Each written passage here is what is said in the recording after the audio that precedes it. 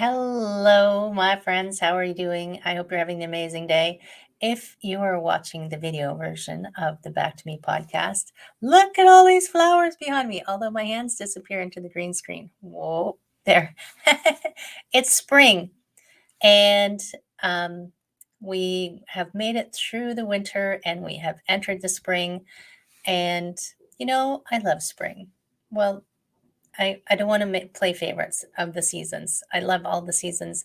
But when spring comes, I'm always so happy. And the light is lighter, the days get longer, even daylight savings time, even though, don't get me started on daylight savings time, but you just feel like everything is coming back to life. Like things have more energy again. Your ideas, maybe your body has more energy. The birds are singing. The cardinals have been singing outside of my window for a week or two, and they're just so happy. They just sound so excited that by the change in the weather, you can start to feel that the weather's changing. Maybe you have a few warmer days. Maybe you don't have to put on those giant boots if you're listening to this in Canada and the big heavy parka coat. And you feel like there's new possibilities, right? There's new possibilities. That's what I love about spring. It's potential. Yes, New Year's has potential, all those potentialities, but spring feels more like things are going to start happening. And what I think about in spring is, have I planted my seeds? What is it that I want to do? What is it that I'm working on? So I'll throw my mind back to January when we were doing our New Year's intentions/resolutions, depending on how you like to call them. What was I planting in my mind at that time? What did I feel like was going to be my year? And we're January, February, March. We're coming to the end of the first quarter. How's the first quarter been working for you? Did you plant those seeds? And if you did plant those seeds, are they blossoming yet? I was speaking with a friend earlier today. We were talking about actual real life gardening. And we were talking about, she said, I can start to think about my garden, but it's too early to plant. But for things that you want to achieve in your life, it's never too early to plant, right? Where I live in Canada, the tradition is you don't plant your seeds, your plants in the garden until the May 2-4 weekend. But the seeds, you got to plant a little bit earlier, right? You have to give them time to get up out of the soil, to start to grow, to start to bloom. So cast your mind back to January when everything was possible because we were entering a brand new year. What seeds were starting to plant themselves in your mind, and what were you thinking that you wanted to grow this year? Now, if you're finding that your seeds are not growing, they're not poking their heads up out of the soil, what do you think is causing that? And there can be a million reasons. There's all kinds of reasons why things aren't working. And I heard this reference recently, and I can't unfortunately remember where I heard it. So if somebody remembers, just post in the comments where I might have heard this. But someone said, when a seed doesn't grow, we don't blame the plant. We don't blame the seed. We change the soil, or we change the light, or are we watering it too much? Are we not watering it enough? Are we not caring for it enough? Are we overdoing it? So is your seed planted in the right soil? And this can be if you're trying to market your business. Are you marketing to the right people? Are you speaking to the right audience? Are you reaching the right people? If you're trying to work on your health, are you taking the right approach? Are you looking at the right thing in regards to your health?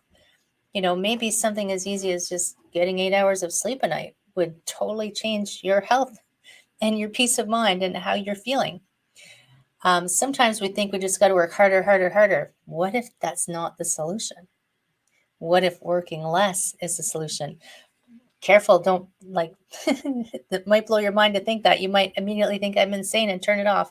But I bet you that it's true for some of us, that if we did less, we would Be More.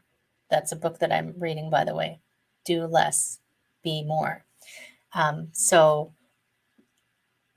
is your seed planted in the right soil to allow it to bloom into what you want?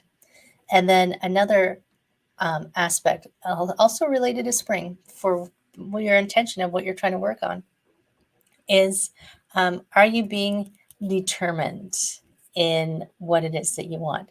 If you've already given up on it, maybe it was the wrong thing the wrong seed, the wrong plant. You actually planted that one, but you actually wanted, maybe you planted the roses, but you wanted the impatiens, something like that. Like maybe it was just the wrong plant. If it's the wrong plant, that's totally cool. Plant a different seed, nurture a different seed.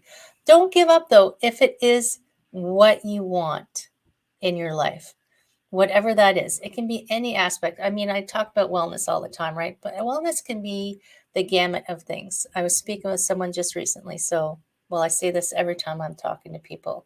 Wellness can be physical wellness, can be emotional wellness, can be financial, can be emotional. Oh, did I already say that one?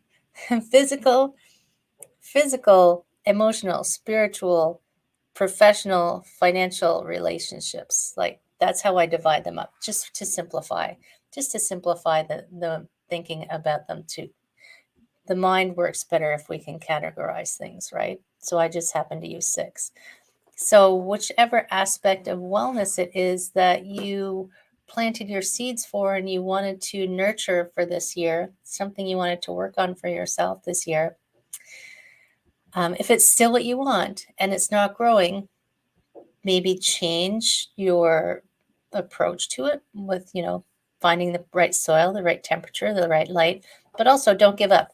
And I think about this because this morning when I was teaching, I teach a yoga Tai Chi fusion class on in the mornings, some mornings online. If you want to know more about that, send me a DM. I'll tell you how to come to a class. But there was a pigeon on the railing of my balcony looking at me. And I will tell you, pigeons never give up.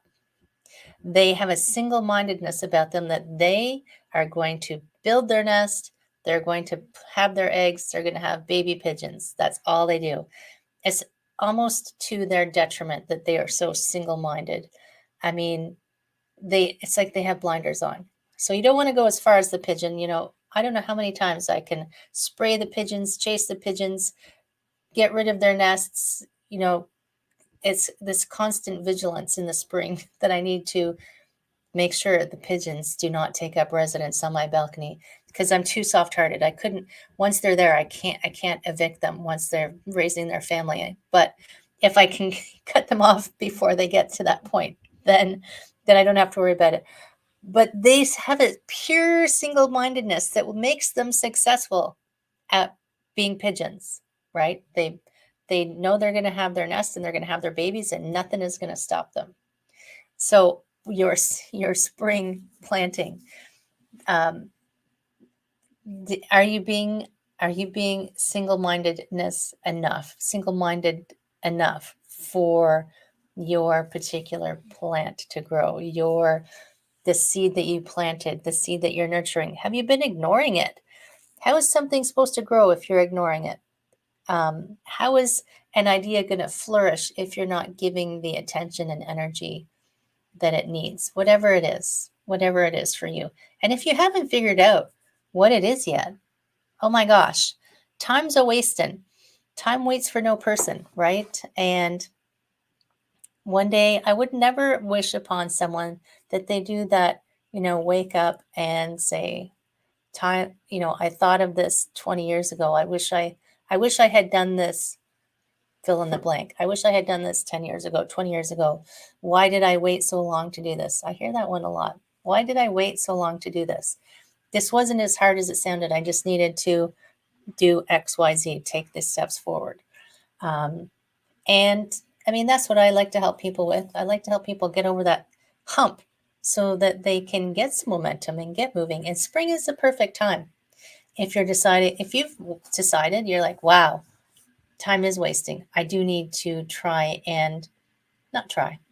do want to achieve this goal, but I'm not sure where to start. That's how I help people. Figure out where to start. Figure out if it's your goal. Figure out if it's actually what you want, what will benefit you the most, right? There's a process we go through. I'm not going to go into it, but there's a process we go through to figure out if it's what you want. And keep your determination, keep you accountable, keep your determination, keep your focus. And then, ta-da! At some point you achieve your goal, which is always the partay time, right? You've got to remember to celebrate. When you do plant your seed, when you do pick your plant your seed, nurture it, grow it, be like a pigeon, keep your single-mindedness. When it does blossom and grow, take that time to celebrate, my friend. Take that time to recognize that you did it, that you reached what you wanted, and what's the next thing you want. Humans aren't static. Humans don't do well with stagnation. It doesn't always have to be hard. My friend Blake says, little changes for big changes, right? Make little steps for your big change. So what is it that you want? What is it that you want to change? What is it that you want to blossom this spring? I'd love to know. If you want, pop it in the comments and let me know. If you don't want anybody else to know because it's a secret, you can just send me a DM and let me know what you're working on. I'm always just interested in what people are working on and how they're doing. By the way, this is the Back to Me podcast. Did I say that in the beginning? I'll say it in the intro. It's all good. The Back to Me podcast. I'm Heather. And please reach out to me, my friend. It's spring. Let's get your ideas planted and growing. Take care. I will see you.